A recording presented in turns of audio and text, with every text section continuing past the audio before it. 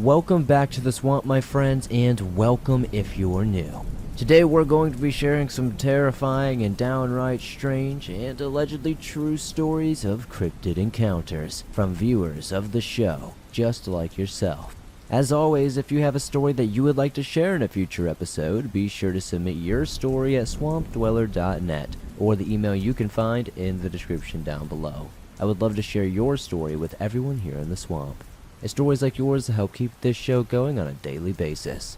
Now, without further ado, let us jump right into these creepy and downright strange encounters with cryptid creatures that'll freak you out tonight. Today's episode is sponsored by HelloFresh.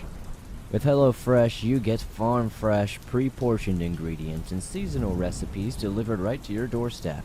Skip trips to the grocery store and count on HelloFresh to make home cooking fun, easy, and affordable. That's why it's America's #1 meal kit and the swamp's #1 go-to. Whether your resolution is to save money, eat better, or stress less, HelloFresh is here to help you do all three. Say hello to your most delicious year yet with fresh ingredients and chef-crafted recipes at a price you'll like, delivered right to your door. Each HelloFresh box is packed with farm-fresh ingredients, and everything arrives pre-portioned right to your doorstep with no hassle, less food wasted, and it makes it super simple. Most of these recipes can be done within about 15 minutes and are designed to help minimize mealtime stress. There's calorie-smart options, protein-smart options, pretty much anything you're looking for your diet. So, what are you waiting for? Join me and many others in the swamp today. Go to hellofresh.com/swampedfree and use code SWAMPEDFREE for free breakfast for life. One breakfast item per box while subscription is active. That's free breakfast for life at hellofresh.com/swampedfree with code SWAMPEDFREE.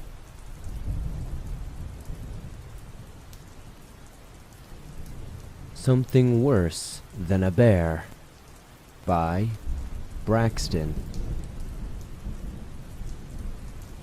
Hi Swamp Dweller, my name is Braxton Pierce. I've sent you a few stories about some of my experiences at home here in Georgia. But what I'm about to tell you happened last summer when my wife and I went to Washington State for a week-long camping trip. We brought our camper with us to a reserved spot in Eatonville. It was amicable and warm during the whole week.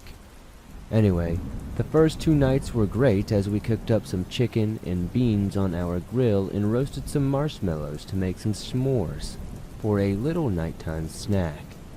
The third night is when we had this crazy experience. A loud sound had woken me up a little after midnight, and then it woke my wife as our kids and babies soon were sound asleep. They can sleep through anything. Whatever we heard wasn't that far from our campsite, as it could have easily been about 10 to 15 yards away.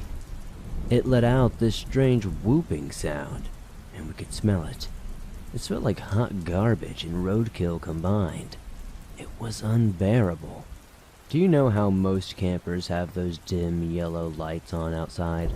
Well, we could see the lights from the inside window, and the smell got worse as this thing walked right in front of the yellow light of our camper. Now, my first thought was a bear, but bears don't typically stand on 2 feet for no good reason. All the food we ate we made sure to cover up and had all the leftovers because there were grizzly bears around. We even cleaned the grill so they won't smell the food from it. This creature had to be standing at around 7 or maybe even 8 feet tall, and we heard it make this low growling sound. Now, I've been around quite a few bears in my life, and I've never heard them make a noise like this. So at this point, we're about 100% certain this was no bear. My wife and I were frozen solid, and I could see tears running down her cheeks. I whispered as silently as I could, "Shh, try to be quiet." Out of nowhere, this thing suddenly makes a loud whooping sound again. This time it does it in groups of 2, and it sounds much louder because it's right in front of the RV. Our camper even shook a little bit as it was walking around us.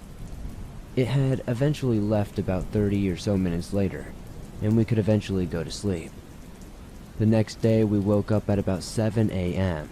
We stepped out of the camper and saw other people outside gathered around, looking at these absolutely massive footprints that the creature left behind in front of us. I asked them, "Excuse me, we heard this thing last night. Did you guys hear it?" Most everybody said they did. "Look what it did right in front of your guys' camper." I looked at the set of footprints in total shock while everybody else was getting pictures of it. Everybody packed up and went home, even us. We even got our money back for the spot. I decided to inform the BFRO team to investigate the prints, and they got negative results, saying there weren't any known prints of the local wildlife, so it was likely 100% a Bigfoot. We personally decided to never go back there again, but the BFRO teams have been doing more investigations in that area, so hopefully we'll get more good hard evidence of these things. Thanks for sharing my story.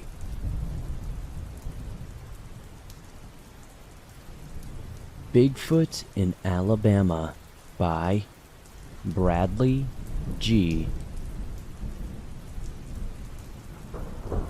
Hello, Swamp Dweller. I'm a big fan and have been listening for quite some time. Anyway, this is my encounter with what I believe to be a Bigfoot. A bit of background. I am a pretty avid outdoorsman. I grew up in the woods and always knew about Bigfoot, but never thought I'd see one. So to set the scene, it was 2016, maybe 2017, around New Year's time. Also, my birthday, and my family decided to take my best friend Lorenzo and myself to Alabama. I live in Texas, to visit some distant relatives for my birthday. We hung out with the family for a while and eventually gave up, and went to hang out in the woods like we always did. Anyway, Lorenzo, my cousin Tyler, and I explored the woods. While doing so, we came across an old abandoned mobile home. So we looked around and entered. Breaking typical teen stuff, we finished exploring the house and walked into the master bedroom, where we found a massive nest made from pine branches. We were in the mobile home for about 25 or 30 minutes when suddenly we heard this ungodly roar come from right outside. Then, the home started to rock back and forth violently, to the point it felt like it was going to tip over with us in it. So we crawled out of a hole in the ceiling and started running. As we returned to the house, I turned my head, and I swear, on everything I know that's true, I think I saw a Bigfoot. As I looked at this massive creature, it locked its eyes with me and it started chasing us back to the house. We even cut through 3 yards between my cousin's house and the woods, and it stopped at the edge of the woods and watched us walk into the house. I wish I could say that was the end, but unfortunately, it's not. In the middle of the night, I awoke to my cousin and Lorenzo telling me to shh, it's right outside the window. So I go to peek through the blinds, and when I part them there, I was staring face to face with this thing, and it looked angry to say the least. So we grabbed the guns and went outside where we saw it, and there was nothing. So I take out an alternative cigarette and stare into the woods. We go to the abandoned mobile home about halfway in there, and I feel the hairs on the back of my neck stand up. I slowly turned around, and there it is, only a couple of feet away. This thing again looks absolutely angry. So, being a bit inebriated now after my alternative cigarette, I do the only thing that I can assume to do. I run. I book it all the way back to the house with my friends as we're hooting and hollering the whole time, absolutely scared out of our mind. And yes, we're loaded to the teeth with guns, but running was honestly probably the best option. Eventually, once we all made it to the house and calmed down, and got our wits about ourselves, we decided that we would never talk about this again. We don't want to sound crazy. We don't want people to think that we're some crazy yahoos out there. But I know what I saw, and I know what we experienced.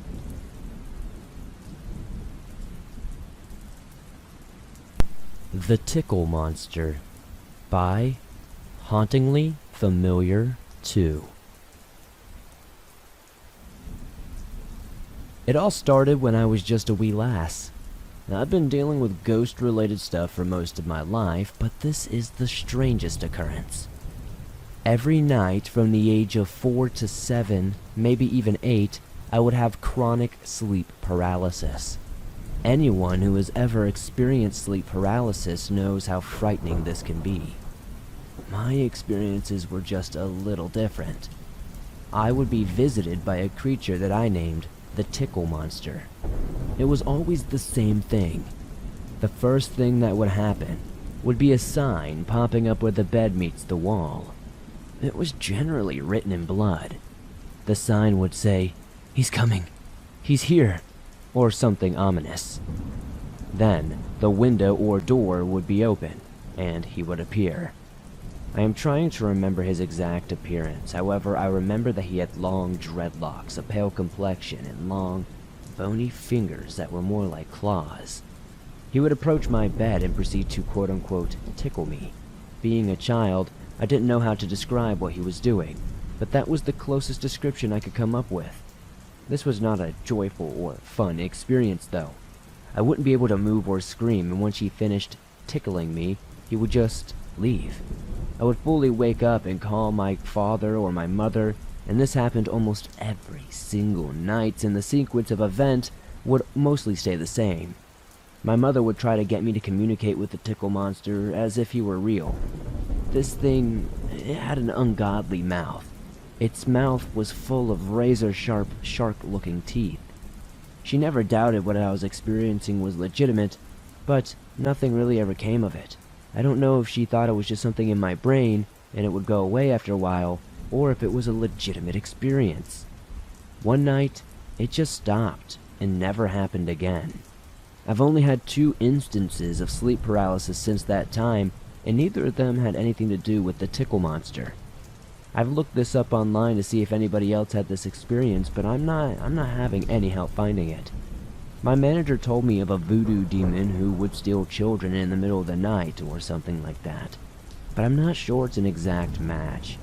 Part of me thinks that this was a product of an overactive imagination, but there's still a part of me that believes it could have been something more. Maybe some sort of cryptid, paranormal entity, or some other otherworldly creature. The Blob Monster by Anonymous. So it was around February of 2017. I was 15 years old and had a dry throat at the time. For that year, I wanted to build a shed in the middle of the woods of my backyard, mainly just to go hang out in as a fun project to do for the summer months. So on a cold, dry, windy, but sunny day, probably around noonish or late morning, I started the hike alone in the woods of my backyard to find the perfect spot to put down this shed. The shape and the geography of the property section with the woods are weird. The woods part of the property pokes out like the Oklahoma Panhandle, and to get to the deepest woods of my property where I wanted to build the shed, you must walk up a hill, and then that hill eventually plateaus. Also, that hill is easily the tallest in the general area. And on the day my encounter happened, I was to see hundreds if not thousands of feet, especially since there were no leaves on the trees. It's a 2-minute hike. You can see things like rusty barrels and metal fences in the woods, mainly because my backyard woods were a popular hunting spot back in the day. This is evident with the rusty metal barrels and beer cans I can find dating back to the 1980s. I hiked through the property and reached the plateau hill part. Also note that someone's house was probably 100 feet from where I was. I had a pretty good view of the entire property, and there was also a barn in someone's house quite far from us where I could see way out in the distance. So for a few minutes I started looking for a good spot to put this shed. I eventually picked one and imagined how to build the shed. I wanted to start from scratch. While doing this, I heard a 5-note whistle, song type thing in the distance. Now, I'm no musician, but I will try to describe it. It was like 2 long flat notes with a short break between 2 and then the next note. A higher pitched swinging note followed.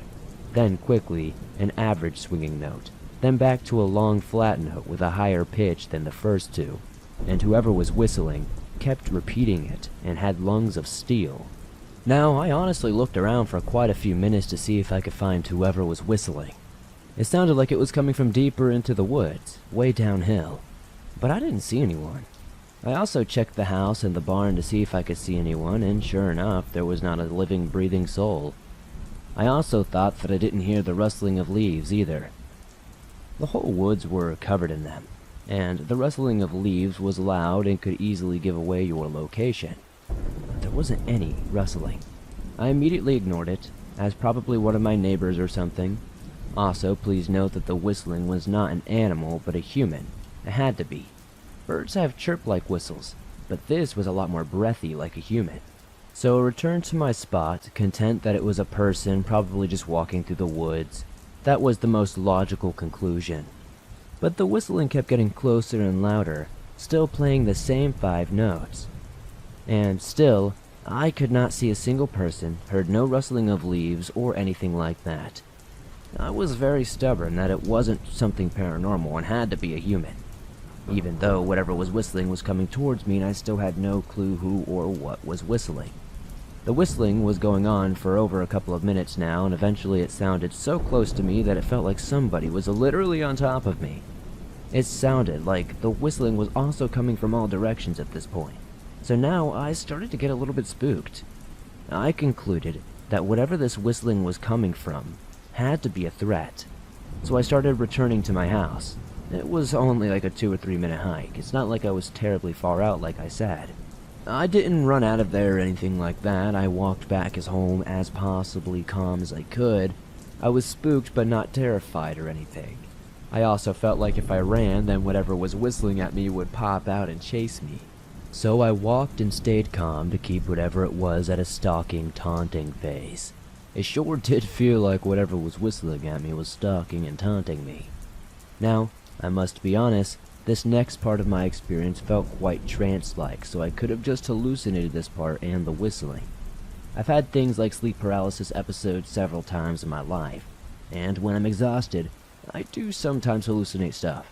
But I wasn't tired at the time, nor had I had an hallucination episode for quite a long time. All of my tired hallucinations and sleep paralysis episodes last from a fraction of a second to several seconds. So if this were a hallucination, this would be the most crazy, in-depth, longest one I've ever had. So back to my story. I'm about a minute away from making it to my house's backyard, still hearing the whistling. I decided to look up, and there it was. Something that was all gray, blurry, with no facial features. A humanoid-looking thing. It was flying above me counterclockwise. It could have been about 5 to 6 feet in height, with a wingspan around the same. The thing had the silhouette of a person, with a head, 2 arms, torso, and legs. It looks like a T with a circle on top, acting like its head. It was almost like a blob. It almost had like no body definition. I trusted my gut, and instead of running, I kept walking, despite the threats. It kept me as safe for this long, I thought I'd keep doing it. Then finally, I took one step onto the grass in my backyard and suddenly everything weird stopped. There was no more whistling. The flying thing was gone, and that feeling of foreboding and being in a trance absolutely dissipated. I remembered smelling roses, though, like it was peaceful. After that experience, I wanted to build something other than a shed in the woods.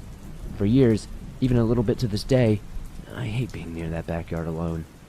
I took a long time to discuss this story because I honestly just ruled it as some sort of paranormal ghost encounter. The gray thing was possibly an angel or something like that. But after I looked on this thing called Cryptid Wiki and heard about the Kinderhook blob monster, there were kind of similarities to what I had experienced, and I did notice that there were other things called blob sightings. First, I don't live crazy far from Kinderhook. I could easily take a drive over there in like 30 minutes. 2, I saw a blob-like creature that sounds exactly like that monster. So I'm not saying that's what it was, but I have a good idea that I met the blob monster.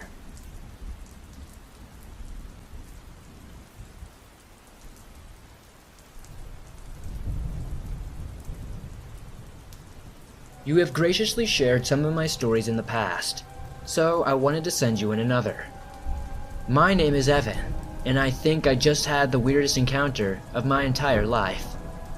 In one of my previous stories, I mentioned me and my friend were heading to Ocean City, a popular beach in Maryland, about 3 hours from where I live.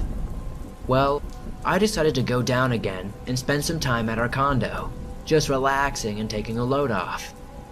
Summer has been very wacky due to the pandemic, so I did not plan on spending a lot of time down on the beach. I am one of those people who enjoy the beach vibes but do not like going down on the sand or getting in the water all that much. Well, unless I am more alone and there are not loads of people clogging up the beach. Well, I drove down in my Chevy Nova on July 21st. It was just me this time, although my family was planning on joining me a couple of weeks later. So anyway, I sped all the way there, wanting to avoid stopping at all. When I pulled up, I hopped out, shutting the Nova's door and running up to the condo. I unloaded all of my bags onto one of those hotel wheel carts that they sometimes have in elevators. Our condo has one for whatever reason, and it was much more efficient than running up and down the stairs carrying my bags. Well, once I got everything in the room, I stepped onto the balcony. We were on floor 5 of the complex, and it was a beachfront. I cannot tell you how nice it was to wake up to the sound of crashing waves every morning. Anyway, the ocean looks very choppy, but there are loads of people down on the beach, not caring for 6 foot of space at all. Well, that was not going to be me, I thought, as I headed back inside. It began to rain at around 2 p.m., and the beach was basically clear. I jumped on this opportunity and ran down, and surf fished for about an hour and a half, rain pouring down on me the entire time. I caught nothing, but when I fish, I feel alive. It is one of those things like bow hunting for me that just sends me to my happy place. So the first night passes, and I order some seafood for dinner and go back to bed under freshly changed sheets. I wake up and make some coffee. I had brought down my Nintendo Switch, but I felt like I was being called to get off my butt and do something outdoors. That feeling won over, and I decided what better way to spend a nice day at the beach than to go to Assateague Island. For those who don't know, Ocean City is basically a massive sandbar, and several islands and small specks of land are surrounding it. One such place is Assateague. It is a national park, and my next door neighbor who is studying to be a park ranger really got me into going to national parks. The great thing about Assateague is that it's basically multiple environments in one. Let me briefly explain. The island has protected marshland, as well as beaches. It is also a swampland, and is rather big, with forested sections. Basically, one massive natural playground for those who like being in the great outdoors. There are also horses that have been there for generations living on the island wild. They have a dune trail for off-road vehicles like Jeeps and certain type of pickup trucks. But since my Nova is from 1970, and sand basically equals rust on a classic car like that, it was a no-go. But I drove down and parked in one of the visitor lots. I hopped out and decided which way to go. I first hit the swamp trails and the mosquitoes destroyed me. Cursing at my stupid choice not to bring bug spray, I finished that trail. I then took the marsh path and waded in the beautiful marsh waters, seeing crabs and small fish dart by my legs. No, I know nothing scary has happened yet, and I'm sorry about that. But it will soon, I promise. Anyway, I find a good stretch of beach to lay out on. I did manage to remember to bring a towel, and so I laid out on the sand and closed my eyes. My bag and my Nova's keys were next to me, but I was not worried about this thievery. 1, the park was basically empty. At least my part was anyway. And 2, I'm 6'2", and I let my hair grow out to my shoulders. I look like a madman when I'm not properly groomed. But I would never hurt a fly. Anyway, I lost track of time. I probably got to the beach and laid down around 12. Well, my stupid self wakes up and it's already getting dark. I cursed my stupidity as I began to sit up. I screamed. I was sunburned so badly. I had put on sunblock, but I guess it had worn off. My body felt like it was flaming, and tears welled up in my eyes. I have had some horrendous injuries in my time, but sunburns are bad. If you have not ever had a bad one, imagine your skin bubbling and peeling away before your eyes, as you are as red as a dang tomato. Now, here is where the scary stuff begins. As I'm trying to figure out how to hobble back to my car, I hear a loud splash. Normally, I would not think much of anything about it. There are some exceptionally large fish and even sharks off the coast of Ocean City and Assateague. I even once caught a 9-foot sand tiger shark near Assateague 2 years prior, but that is beside the point. I realized that this splashing was maybe 7 feet out. That was very odd. The chances of a big fish being that close to shore and making that much noise were slim, to say the least. I dropped my bag and my keys as I slowly and painfully got to my feet. It took maybe 5 steps to get to the water when it made a sound I will never forget. Picture the cries of a mountain lion mixed with the low calls of a large whale. It was scary, sad, and entrancing all in one. Extremely hard to explain, honestly. My mind immediately went to tales of sirens and mermaids, whose haunting calls would lure in unsuspecting sailors to their demise. I did not believe there were mermaids. I am not a skeptic by any means, but mermaids just seem so far out. We have only explored 2% of our oceans though, so honestly who knows what's out there. These thoughts and many more swirled around my brain as I backed farther and farther away from the crashing waves. The waves were much smaller now, and whatever made that noise was splashing my way. I began to hurry back and grab my bag. I sped out of there like a bat out of hell, back towards my car in safety. I spat profanities as I realized my keys to the Nova were back on the beach. I half hobbled, half sprinted to the spot I had just left, all the while feeling my skin peel and burn. I shone my phone light on the spot in the sand where I had just been. I saw them, baseball sleds scraping my knees, and snatched the keys. As I went to get up, I met its gaze. It was the strangest thing I had ever seen. It was pale, almost translucent, like a jellyfish.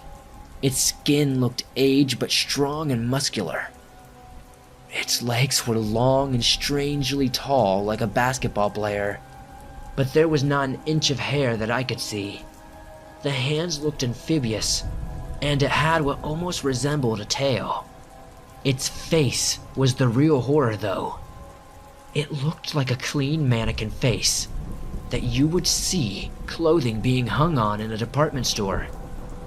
Except for a nose and a tiny slit which I assumed was its mouth. It was featureless. My heart was in my throat as I felt sweat pouring down my face. I, for whatever reason, smiled at it like a fool, maybe thinking this thing had some sort of emotions. It then smiled back, although it was all wrong. The tiny slit of a mouth began to expand, the face ripping and tearing apart to form an abnormally large grin. Blood trickled down this thing's face as it smiled back at me, with razor-sharp teeth glinting in my phone's flashlight.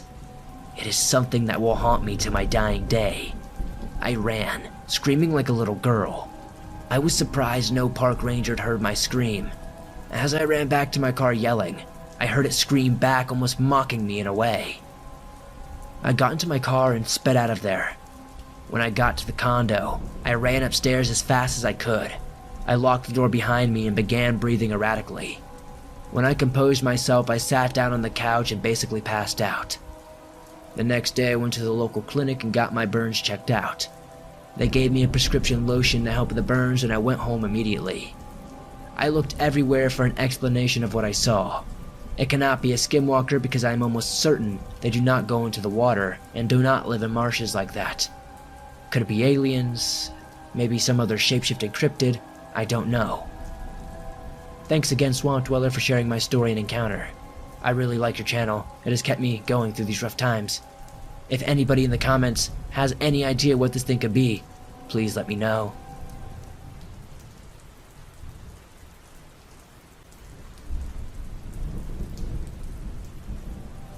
I have always kept an open mind about the creatures that can roam our world. Partly because I'm inquisitive by nature, and partly because of my mother. She always taught us to be aware of our surroundings and respect nature. One of the first things she taught me was to listen to the animals. They will tell you if something is out there. One time, years ago when I was a teenager, we had traveled to my dad's hometown in Texas for a family reunion. His hometown is small. You can walk through the central part of the town in less than an hour, and everyone else lived in homes further out usually. They usually had about an acre or more of land around their homes, which was very nice and private. In the evening, we had joined my dad's large family at a hoedown near the edge of town. There were people dancing and drinking and having a good time, while me, my brother, and one of our cousins and her friend just hung out watching the festivities. We were talking about these teenager things that you'd always talk about, you know? Just who we liked or disliked at school, etc., you know? We looked out towards the edge of the party, where a fence bordered the location. We were at this separated area, where it separated the yard from the scrubland on the edge of town. We could not see far out since night had fallen, and the lights on the poles of the fence only illuminated the fence and the brush around it. As I looked out, I noticed something. An object that was half hidden by a small tree, but odd in that it was not swaying in the breeze like the rest of the foliage. I pointed it out to my brother and cousin, who spotted it as well. As we observed it, a few things became clear. It was a creature, about 5 feet tall if I had to guess. It was a tawny brown color, like a coyote. One of us asked if what it was a coyote, but we could definitely tell it wasn't. It was just too big. We cautiously, or foolishly, made our way closer to the fence till we were only 20 yards away from it. This thing was a further 10 yards from the fence on its side, just far enough to be out of the range of the light. We stopped in our tracks as we could see enough to make out that this creature wasn't something we'd ever seen in our lives. It was a creature, covered in fur, hunched over on long legs, with human-like arms. Long, gnarled hands ending in sharp claws. Its head was half hidden by the tree, but we could see a canine-like head, with a long snout and pointed ears, just like a coyote. It was staring at us, and we were staring at it. We quickly ran back to the party, realizing that we were closer to this thing than we were to our own families. If this dog man, a term we didn't know at the time, was as fast as the werewolves we had seen in movies, the fence would have been no obstacle for this thing to get us if it felt so inclined. We were all shocked into silence. Once we were back at the hoedown, we just sat there and looked at each other. Did we just see that? Do creatures like that really exist? We were simply stunned at this encounter. We didn't even know who would believe us, so we just said nothing. The next day, my family was heading back to Oklahoma. My brother and I were secretly relieved considering what we had seen. But my cousin and her friend lived in Texas, in my dad's hometown, which was part of that thing's territory. I hope she never had to see it again. I quickly moved on from that night, but that encounter has always been in the back of my mind. As time went on, and I learned about creatures that people have seen in the woods, I heard at least a name put to what we had seen, and I hoped I'd never see anything like that again. But as they say, careful what you wish for. In 2019, I was out on my boss's farm for a 3-day work excursion in the summer. His farm is about an hour away from Oklahoma City, and 80 acres of land that's mostly woods and pretty isolated. His nearest neighbor is probably over a mile away. I have been to his farm many times over the years and was very familiar with the woods around his place. There was a trail that led into the woods from the compound, and I'd walk it every morning with his dog when I came to work there. I never walked to this trail alone, and never unarmed. Not because I was worried about Dogman or Bigfoot, but because wild boar was known to live in the area, and they were the ones I was worried about. In all the years I had been up here, I had never heard about Bigfoot or Dogman being seen in the area, but plenty of boar. On this particular day, I set out towards the trail in the late afternoon, his dog Buddy right at my side. The trail was not exactly well traveled, and it was more grass than dirt. Halfway down the trail, where it was more open ground, I could already see a few deer tracks, some raccoons, even an armadillo scraping the ground. As I was counting the different tracks, Buddy wandered off the trail into the trees to sniff at something that caught his attention or find a place to pee.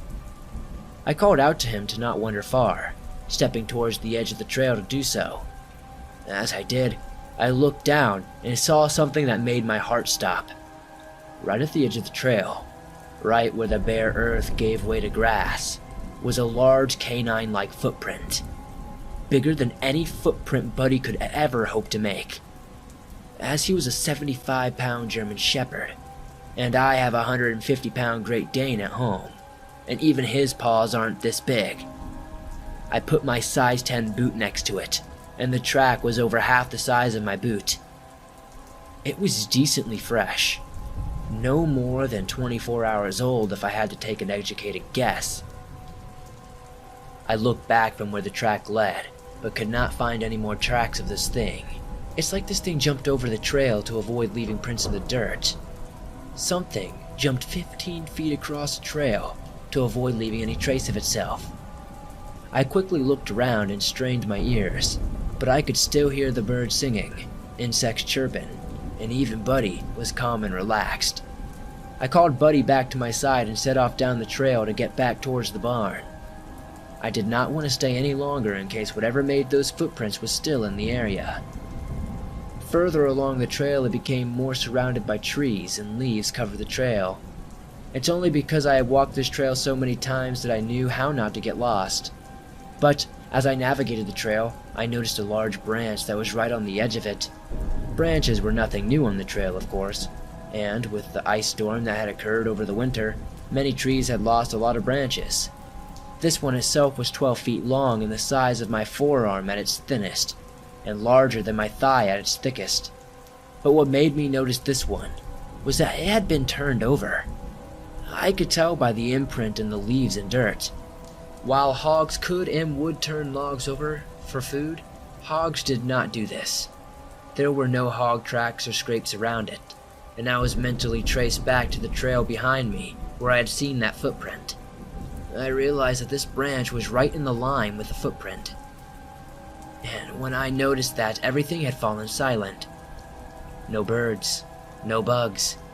I looked for Buddy, but he was no longer at my side.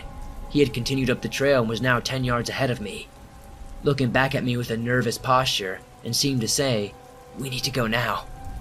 I briefly looked around me but saw nothing in the woods, but I remember my mom telling me that old phrase, "You may not see them, but they can see you." I put a hustle in my step and caught up with Buddy, and we continued up the trail, and all but ran to the barn since I cleared the tree line. I couldn't help but think in the back of my mind once I was back inside, they're here. They're here in Oklahoma. It's foolish to assume that they just wouldn't be here, you know? For some reason I thought they may just stay in Texas because of the range or whatever. Despite me only actually seeing one in Texas and only a track of one here. This week, my brother had told me that his coworker thinks he saw a dog man on the edge of his property recently. His coworker lives in El Reno, Oklahoma. My boss's farm is only 10 miles from that town.